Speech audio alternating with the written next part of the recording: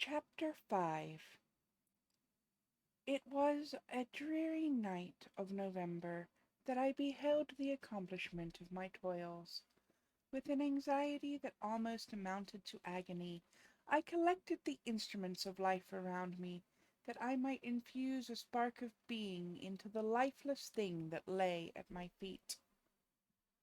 It was already 1 in the morning, and the rain pattered dismally against the panes, and my candle was nearly burnt out, when, by the glimmer of the half-extinguished light, I saw the dull yellow eye of the creature open. It breathed hard, and a convulsive motion agitated its limbs.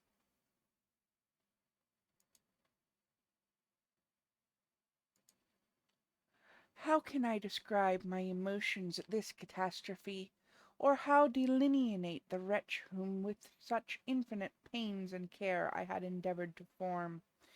His limbs were in proportion, and I had selected his features as beautiful. Beautiful! Great God! His yellow skin scarcely covered the work of muscles and arteries beneath. His hair was of a lustrous black and flowing, his teeth of a pearly whiteness. But these luxuriances only formed a more horrid contrast with his watery eyes, that seemed almost of the same colour as the dun white sockets in which they were set, his shrivelled complexion and straight black lips. The different accidents of life are not so changeable as the feelings of human nature. I had worked hard for nearly 2 years, for the sole purpose of infusing life into an inanimate body. For this I had deprived myself of rest and health. I had desired it with an ardour that far exceeded moderation. But now that I had finished, the beauty of the dream vanished, and breathless horror and disgust filled my heart. Unable to endure the aspect of the being I had created, I rushed out of the room, and continued a long time traversing my bedchamber, unable to compose my mind to sleep. At length lassitude succeeded to the tumult I had before endured, and I threw myself on the bed in my clothes, endeavouring to seek a few moments of forgetfulness. But it was in vain. I slept indeed, but I was disturbed by the wildest dreams. I thought I saw Elizabeth, in the bloom of health, walking in the streets of Ingolstadt. Delighted and surprised, I embraced her, but as I imprinted the first kiss on her lips, they became livid with the hue of death, her features appeared to change, and I thought that I held the corpse of my dead mother in my arms. A shroud enveloped her form, and I saw the grave worms crawling in the folds of the flannel. I started from my sleep with horror. A cold dew covered my forehead. My teeth chattered, and every limb became convulsed, when, by the dim and yellow light of the moon, as it forced its way through the window shutters, I beheld the wretch, the miserable monster whom I had created. He held up the curtain of the bed, and his eyes, if eyes they may be called, were fixed on me. His jaws opened, and he muttered some inarticulate sounds, while a grin wrinkled his cheeks. He might have spoken, but I did not hear. One hand was stretched out, seemingly to detain me, but I escaped and rushed downstairs. I took refuge in the courtyard belonging to the house which I inhabited, where I remained during the rest of the night, walking up and down in the greatest agitation, listening attentively, catching and fearing each sound as if it were to announce the approach of the demoniacal corpse to which I had so miserably given life. Oh, no mortal could support the horror of that countenance. A mummy again endued with animation could not be so hideous as that wretch. I had gazed on him while unfinished. He was ugly then, but when those muscles and joints were rendered capable of motion, it became a thing such as even Dante could not have conceived. I passed the night wretchedly. Sometimes my pulse beat so quickly and hardly that I felt the palpitation of every artery. At others I nearly sank to the ground through languor and extreme weakness. Mingled with this horror, I felt the bitterness of disappointment. Dreams that had been my food and pleasant rest for so long a space were now become a hell to me, and the change was so rapid, the overthrow so complete. Morning, dismal and wet, at length dawned, and discovered to my sleepless and aching eyes the church of Ingolstadt, its white steeple and clock, which indicated the 6th hour. The porter opened the gates of the court, which had that night been my asylum, and I issued into the streets, pacing them with quick steps, as if I sought to avoid the wretch whom I feared every turning of the street would present to my view. I did not dare return to the apartment which I inhabited, but felt impelled to hurry on, although drenched by the rain which poured from a black and comfortless sky. I continued walking in this manner for some time, endeavoring, by bodily exercise, to ease the load that weighed upon my mind. I traversed the streets without any clear conception of where I was, or what I was doing. My heart palpitated in the sickness of fear, and I hurried on with irregular steps, not daring to look about me. Like one who, on a lonely road, doth walk in fear and dread, and, having once turned around, walks on, and turns no more his head, because he knows of a frightful fiend, doth close behind him tread. Continuing thus, I came at length opposite to the inn at which the various diligences and carriages usually stopped. Here I paused, I knew not why, but I remained some minutes with my eyes fixed on a coach that was coming toward me from the other end of the street. As it drew nearer, I observed that it was the Swiss diligence. It stopped just where I was standing, and, on the door being opened, I perceived Henry Clerval, who, on seeing me, instantly sprung out. "My dear Frankenstein!" exclaimed he, "how glad I am to see you! How fortunate that you should be here at the very moment of my alighting!" Nothing could equal my delight on seeing Clerval. His presence brought back to my thoughts my father, Elizabeth, and all those scenes of home so dear to my recollection. I grasped his hand, and in a moment forgot my horror and misfortune. I felt suddenly, and for the first time during many months, calm and serene joy. I welcomed my friend, therefore, in the most cordial manner, and we walked towards my college. Clerval continued talking for some time about our mutual friends, and his own good fortune in being permitted to come to Ingolstadt.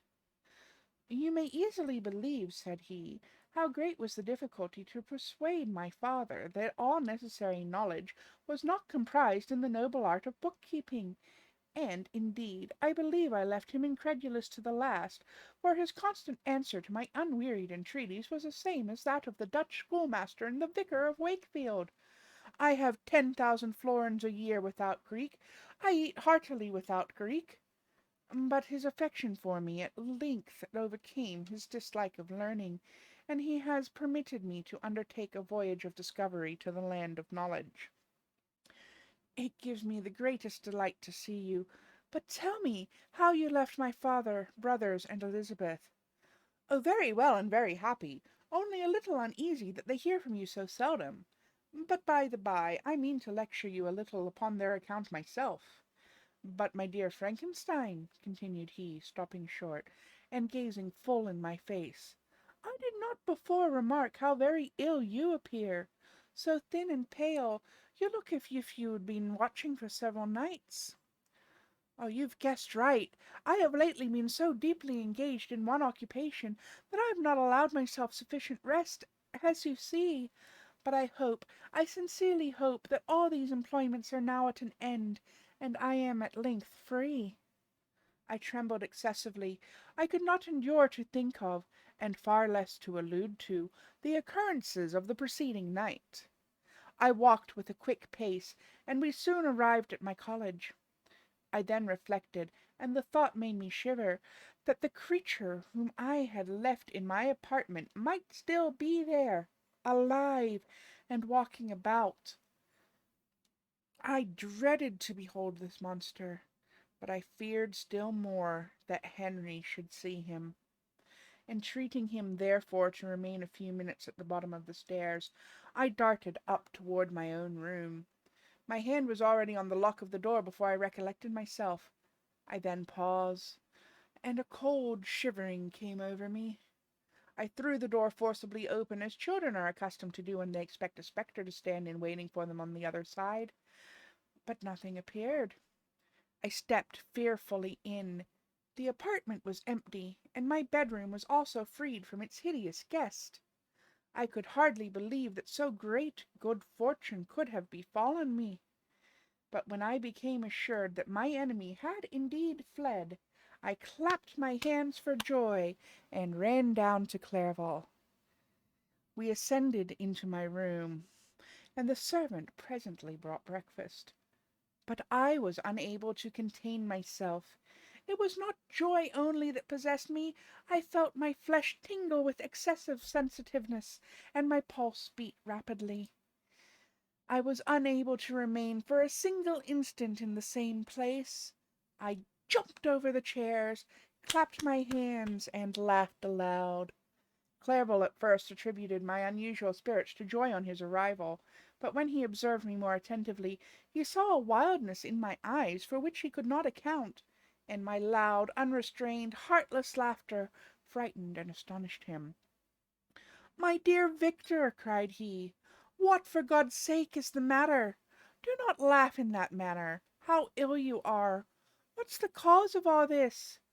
"Don't ask me," cried I, putting my hands before my eyes, for I thought I saw the dreaded spectre glide into the room. "He can tell. Oh, save me, save me!" I imagined that the monster seized me. I struggled furiously, and fell down in a fit. Poor Clerval! What must have been his feelings? A meeting, which he anticipated with such joy, so strangely turned to bitterness. But I was not the witness of his grief, for I was lifeless, and did not recover my senses for a long, long time. This was the commencement of a nervous fever, which confined me for several months. During all that time Henry was my only nurse. I afterwards learned that, knowing my father's advanced age, and unfitness for so long a journey, and how wretched my sickness would make Elizabeth, he spared them this grief by concealing the extent of my disorder. He knew that I could not have a more kind and attentive nurse than himself, and, firm in the hope he felt of my recovery, he did not doubt that, instead of doing harm, he performed the kindest action that he could towards them. But I was, in reality, very ill, and surely nothing but the unbounded and unremitting attentions of my friend could have restored me to life. The form of the monster on whom I had bestowed existence was forever before my eyes, and I raved incessantly concerning him. Doubtless my words surprised Henry.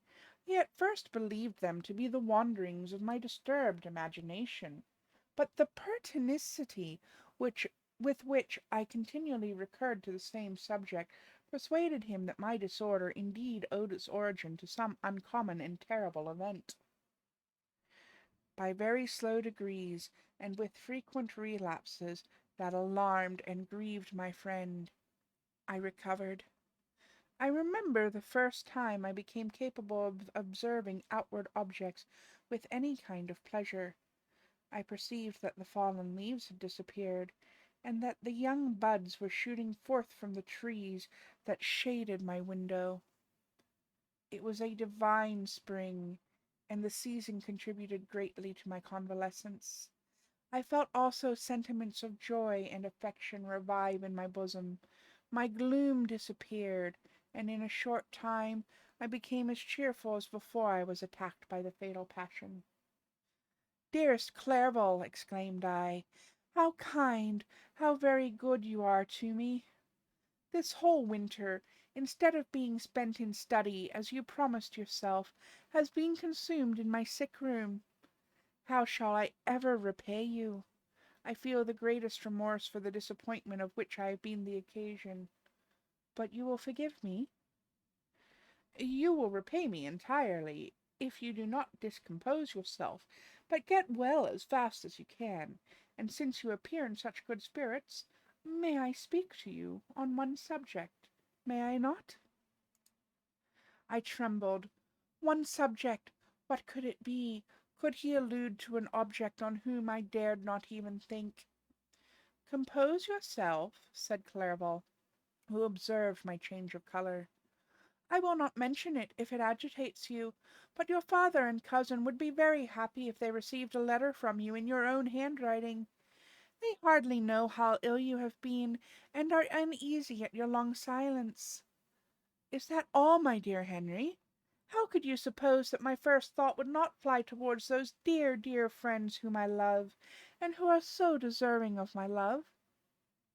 If this is your present temper, my friend, you will perhaps be glad to see a letter that has been lying here some days for you.